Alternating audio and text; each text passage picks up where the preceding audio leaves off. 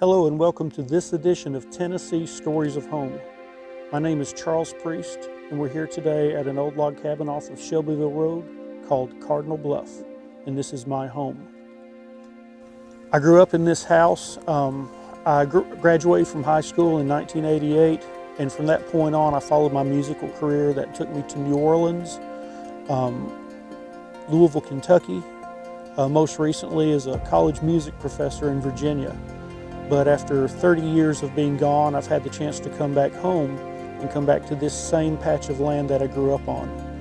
The Barren Fork River is just down here that I grew up fishing in, trying to run a trap line.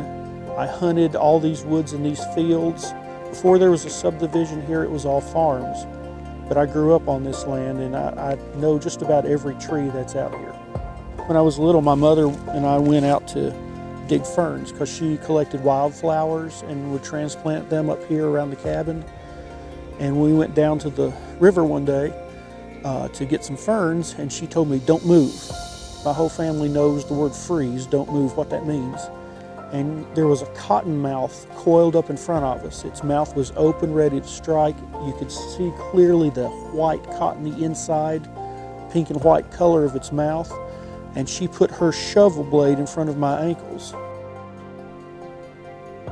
Tennessee Stories of Home premieres this April, being brought to you by Security Federal Savings Bank and BLTV Channel 6, bringing your community home to you.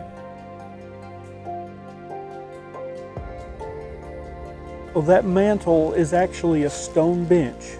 The stone bench was in an apple orchard on Cardwell Mountain. I don't know the location of it, and I don't know how it got to this location. But you can, if you look closely, you can see the legs for the bench. There's more to our identity than our DNA. It's not just our genealogy that makes us who we are. It's not just the environment we grew up in, but it's the land we walked on as children, as parents. My daughter, when she was little, played in these leaves with my mother, her granny, holding her hand. And that's important to me. Other people have homes where the very dirt itself is part of what they remember growing up, where they know this is the tree that it has swing on. This is the pile of firewood that we use. This is the well we got water out of. This was the field my grandpa had cows in, things like that. The land makes us who we are as much as anything.